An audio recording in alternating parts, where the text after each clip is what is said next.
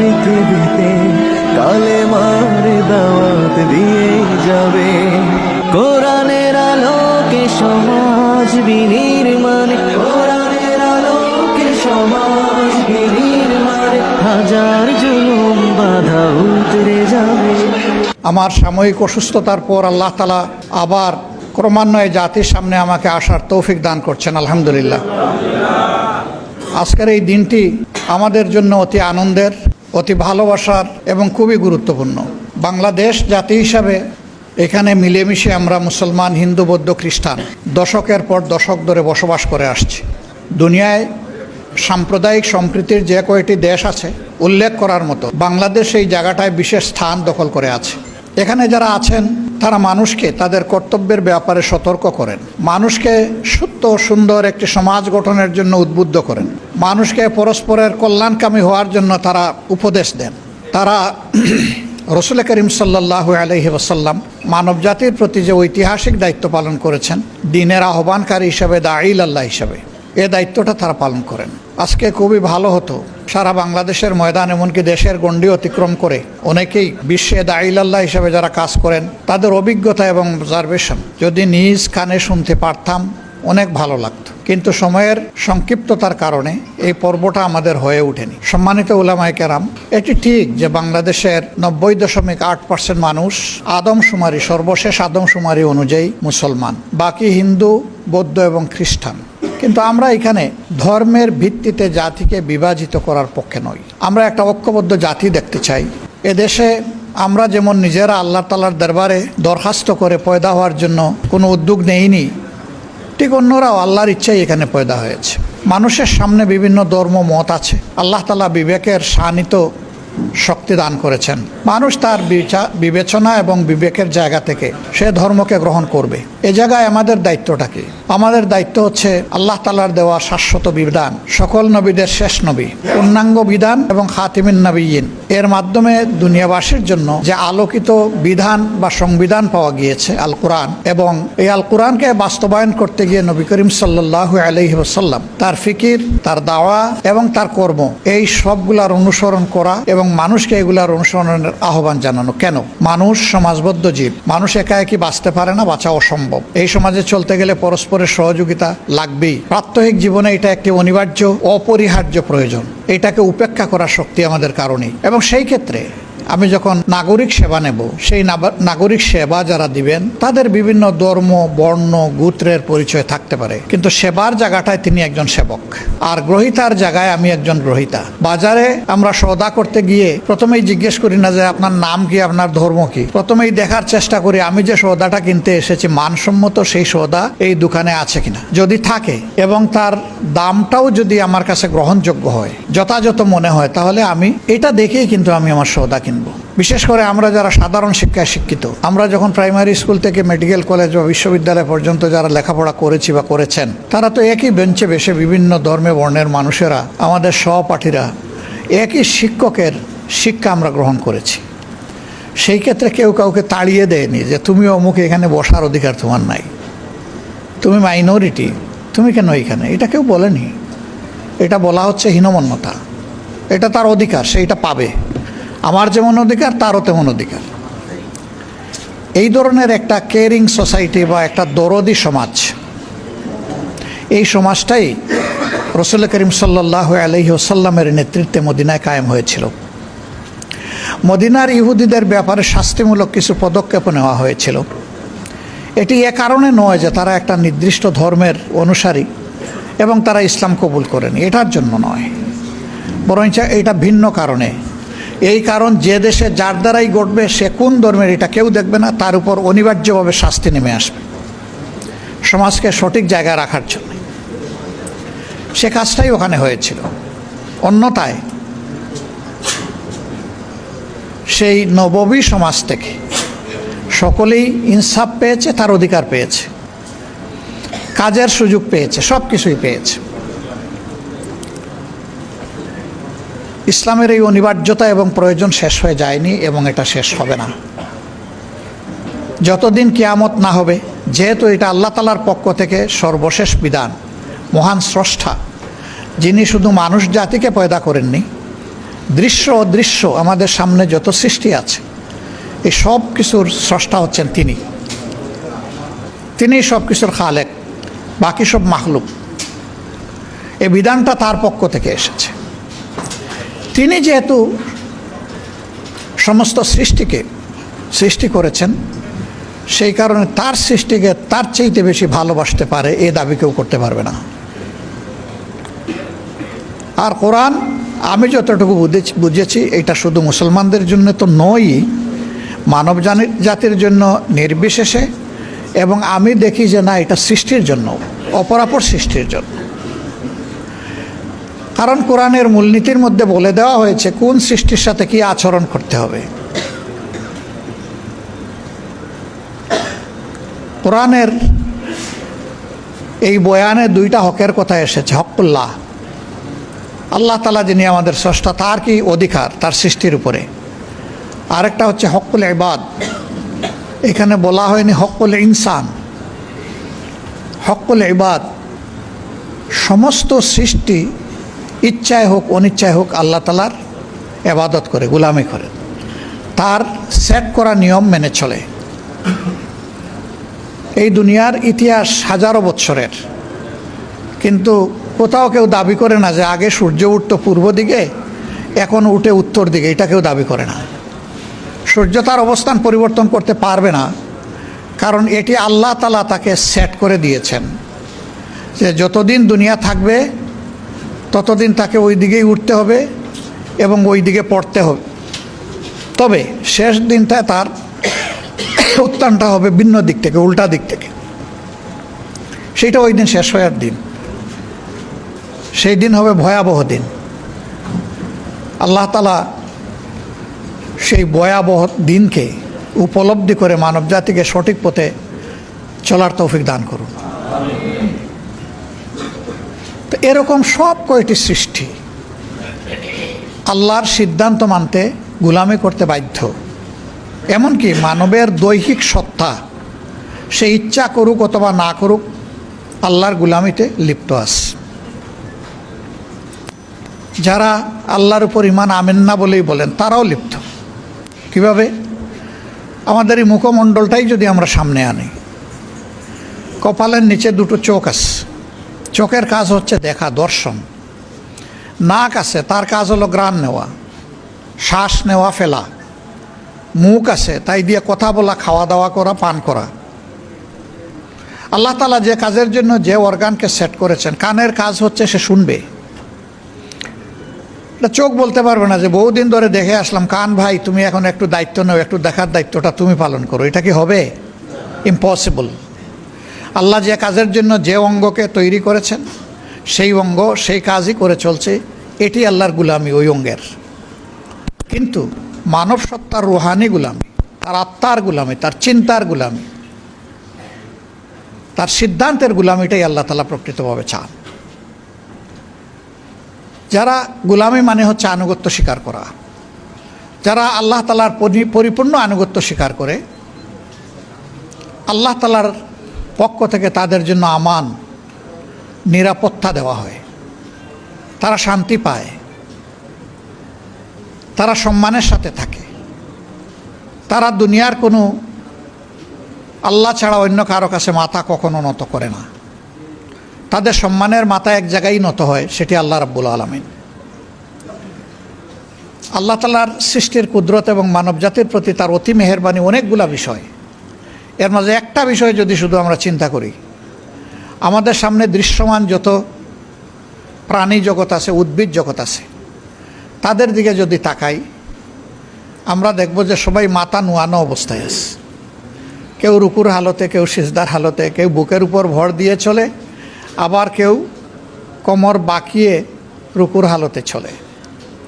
এমনকি গাছপালা, তার মাথাও দেখবেন, ডালগুলোও দেখবেন নিচের দিকে ঝুঁকে যায়। একমাত্র সৃষ্টি পা থেকে মাথা স্ট্রেইট লাইন আপওয়ার্ড, মাথা সোজা করে আছে, শুইলেও সোজা থাকে বডির সাথে। আল্লাহ তাআলা এইভাবে সকল সৃষ্টির কাছে সে যাতে উন্নতম মসির থাকতে পারে সেরকম করেই পয়দা করেছেন। কিন্তু শর্ত একটা দিয়েছেন যে ওই মাথা শুধু আমার কাছে নোয়াইতে হবে। আল্লাহ তালার কাছে নোয়াইতে হবে। এই মাথা নোয়ানোর মানে হচ্ছে আল্লাহ তালার দরবারে বিনয়ী হওয়া, তার আনুগত্য প্রাণ ভরে মেনে নেওয়া। আল্লাহ তালা বিনয়কে বড় পছন্দ করেন। এটি শুধু আল্লাহ তালার গুলামের ক্ষেত্রে নয়, মানুষের সাথে আচরণের ক্ষেত্রেও বিনয় হচ্ছে প্রকৃত মুমিনের আত্মার ভূষণ। যে মানুষ যত বিনয়ী হয়, আল্লাহ তালা মানুষের মনে তার প্রতি তত বেশি ভালোবাসা পয়দা করে দেন। কিন্তু যে মানুষ বিনয়ী হতে পারে না, সে মানুষের সামনে এসে অন্যরা যতই তাকে সম্মান প্রদর্শন করুক, আড়ালে আবদালে তাকে সম্মান করে না। বলে যে এই লোকটা অহংকারী, দাম্ভিক, উদ্যত। বিনয়ী মানুষের ক্ষেত্রে মানুষ এই ধারণা নেয় না। মানুষ বলে ইনি মাটির মানুষ। মাটির মানুষ মানে কি? মাটির মানুষ মানে হচ্ছে যে এই যে মাটির উপর দিয়ে হাজার হাজার বৎসর ধরে সমস্ত প্রাণী চলে, যন্ত্রযান চলে, পানি গড়িয়ে যায়, সাপ বিচ্ছুও চলে, মাটি কোনো দিন বিদ্রোহ করে না, সব কিছুর বার নীরবে বহন করে চলছে।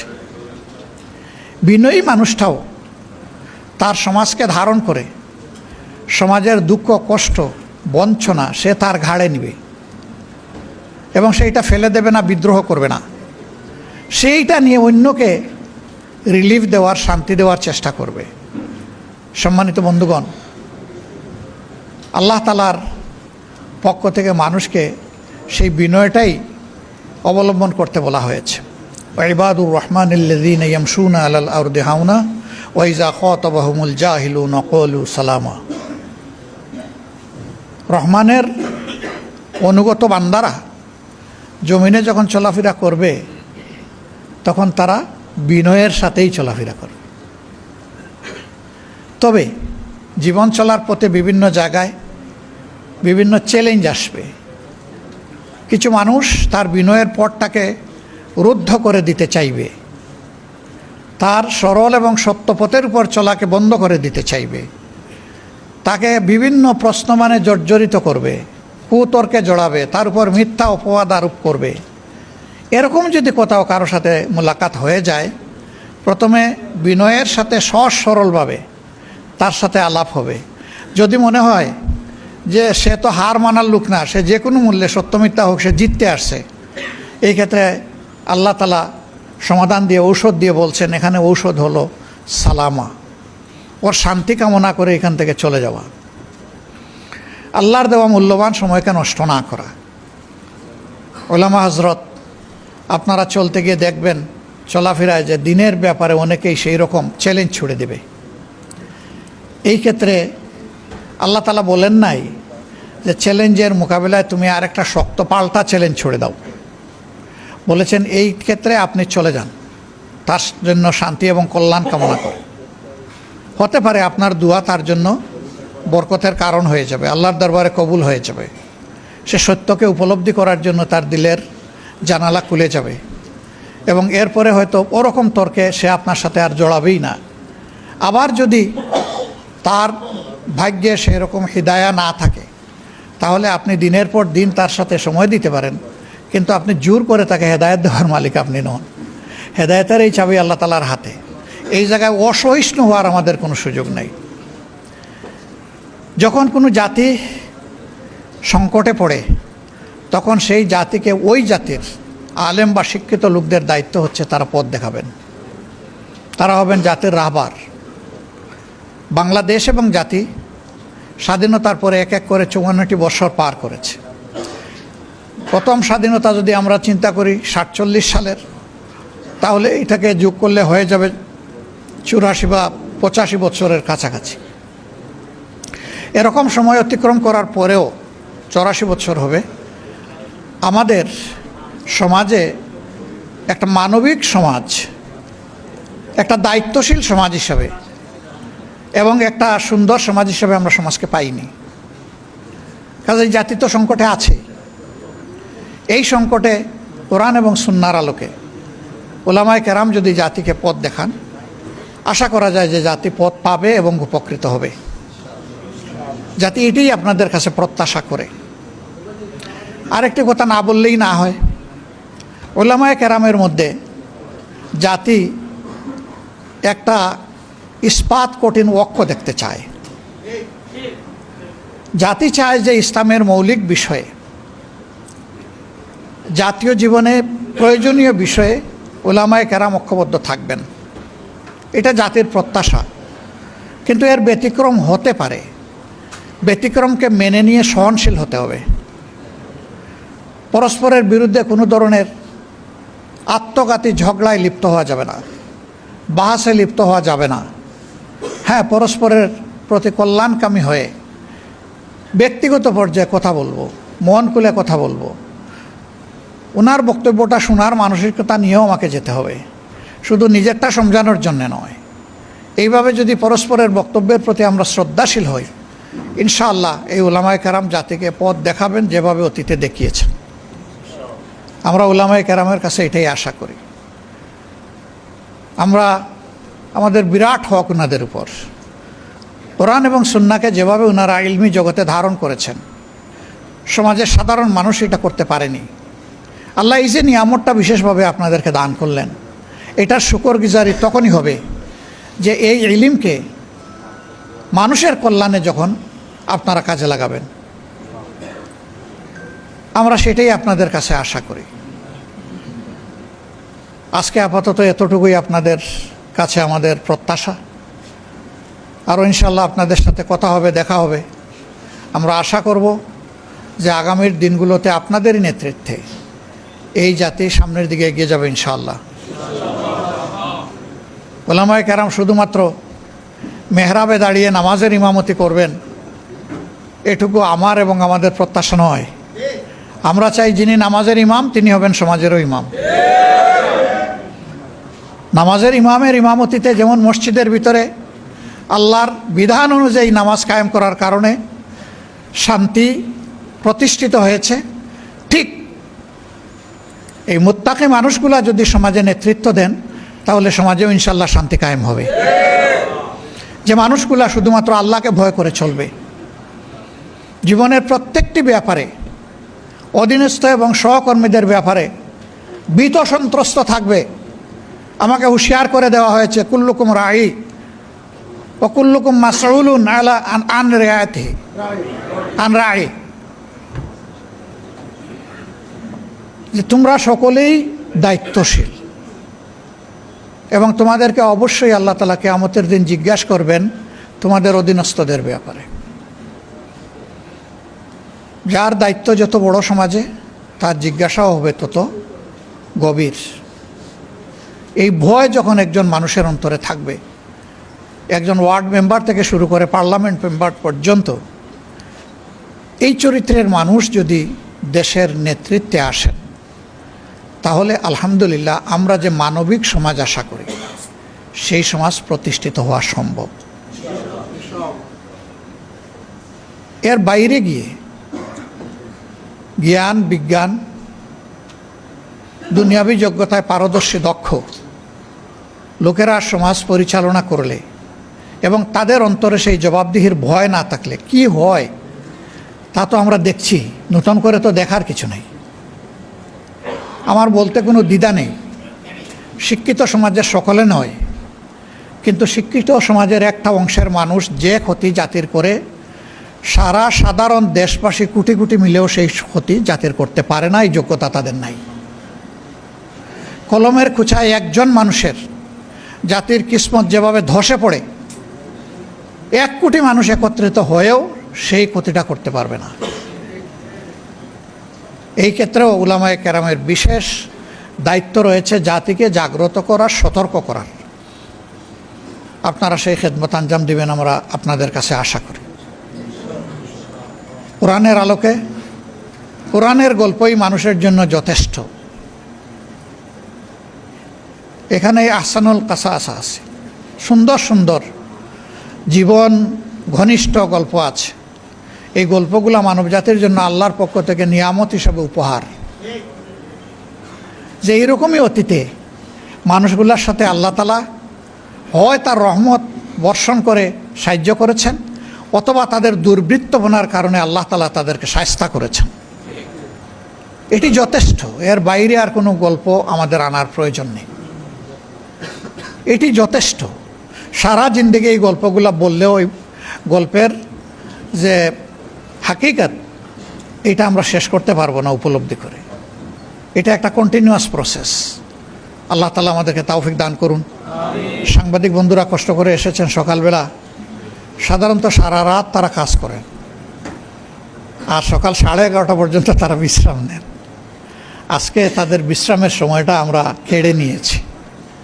আমরা আপনাদেরকে বিশেষভাবে ধন্যবাদ জানাই এবং কৃতজ্ঞতা জানাই। এই জাতি গঠনে আপনাদের হাতিয়ারটা বড় শক্তিশালী হাতিয়ার। জাতির মানুষ গঠনের সিদ্ধান্ত গ্রহণে আপনাদের দিগদর্শন অতি প্রয়োজন। এই জন্য আপনাদেরকে বলা হয় জাতির বিবেক, অর্থাৎ নিজের প্রজ্ঞা দিয়ে জাতিকে চাবুক মেরে আপনারা বিবেক জাগিয়ে দেবেন। এটি আপনাদের কাছে আমরা প্রত্যাশা করি। মিডিয়াকে বলা হয় জাতির দর্পণ। সমাজের নিখুঁত চিত্র ভালো মন্দের, যার যেটা পাওনা, কালো অথবা সাদা, সেইটা আপনারা তুলে আনবেন, এটা আমাদের প্রত্যাশা। আল্লাহ রাব্বুল আলামিন সমাজের সকল শ্রেণী পেশাকে একত্রিত হয়ে একটি ঐক্যবদ্ধ জাতি হিসেবে সামনের দিকে শান্তি এবং কল্যাণের দিকে একটা মানবিক সমাজ বিনির্মাণে আমাদেরকে এগিয়ে যাওয়ার তৌফিক দান করুন। আসসালামু আলাইকুম ওয়া রাহমাতুল্লাহি ওয়া বারাকাতুহু।